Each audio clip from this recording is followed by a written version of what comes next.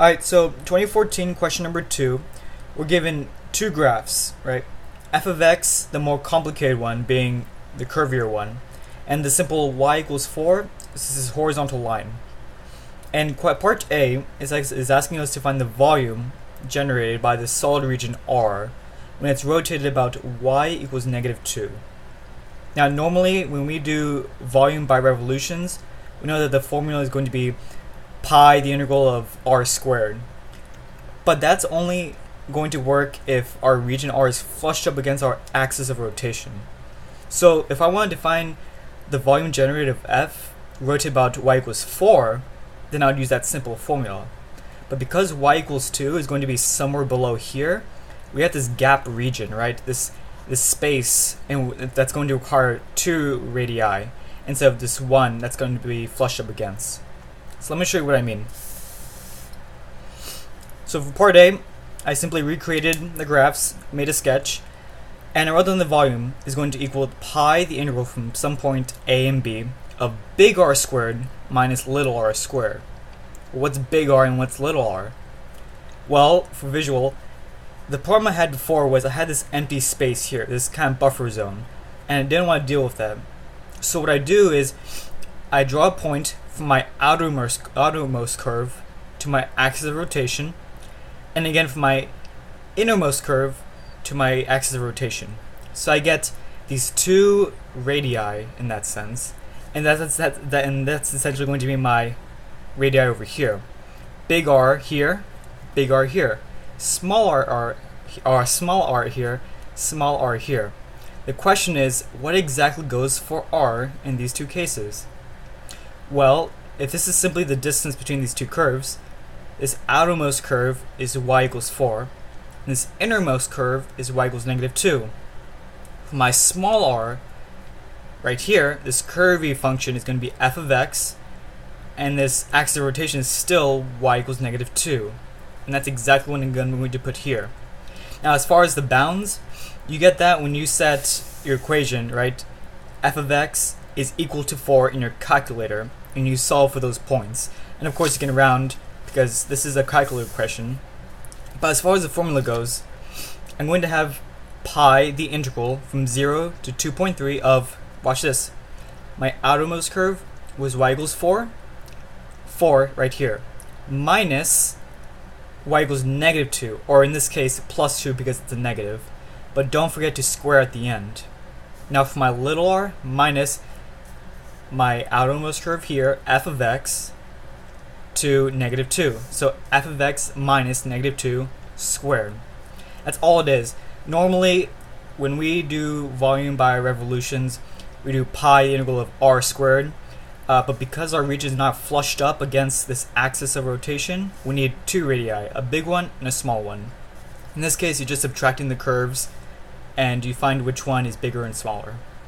Now at the very end, you should get an answer. It's something about 98.868. Make sure you round to 3 decimal places. But in all reality, this point here, this portion here, doesn't really matter too much. Let me show you why. As far as scoring goes, this entire question is worth 4 points.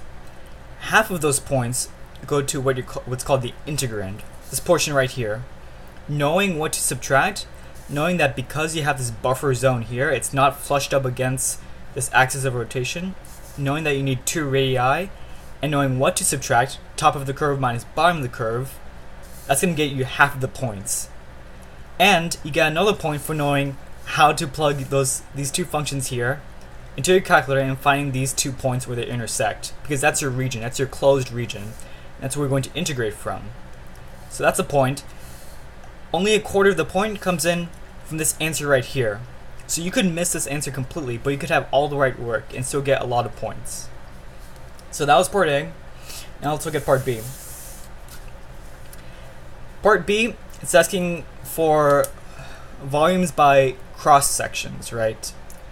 That's perpendicular to the x-axis, isosceles right triangle, and a leg on the region R, and that makes a huge difference. Let me show you why. So, part B, and to be quite honest, I never fully memorize all the formulas. I simply know that if I have area and I had an integral to that, the integral almost acts like a second or third dimension. If I have area, the integral will turn that area into a volume, and etc., etc. So all I need to do is know what area is going to yield the area of a triangle. But you need to remember that it's the area of an isosceles right triangle with the leg on the base. And here's why that's important. We know that area of a regular triangle is 1/2 base times height. Well, if I have the base of the leg on the curve, so essentially this base right here is the distance from here to here. Alright? If I know that part, and if I know that this height is the same as this base, well, my base times height is simply this leg, this distance, top of the curve minus bottom of the curve, squared 1/2 out front. It's that easy.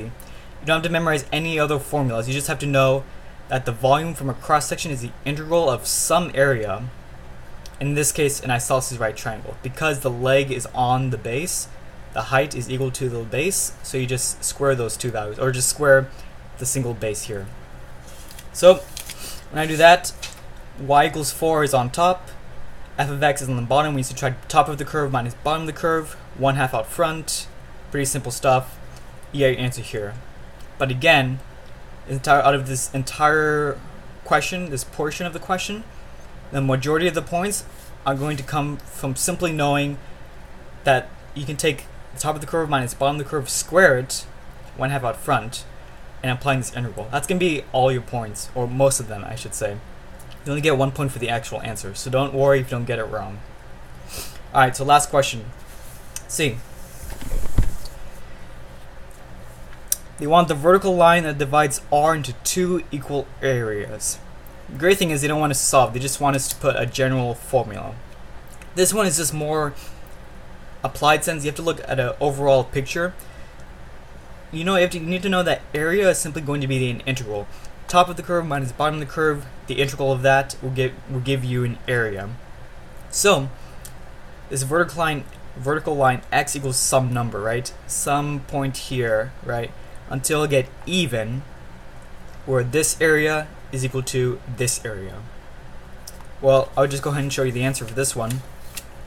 It's simply going to be from 0 to 2.3, because that's my region R, from 0 to 2.3, when you plug that into your calculator.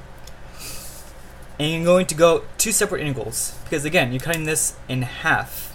In half right here, one integral is equal to another integral. Likewise, from 0 to that number, that x value you stop at, of the same integrand, 4 minus f of x, and same thing here, 4 minus f of x is the same area. All you're doing is you're changing where you're going to stop and put that vertical line, that x equals some number. Cut that in half. Now again, you don't need to have it all perfect. Just knowing that you need area here, top of the curve minus bottom of the curve will give you a point. And if you happen to get an entire equation, that's another point. Other than that, I mean, sometimes you just have to take a big step back and analyze the entire question. Nonetheless, that was 2014 question number 2.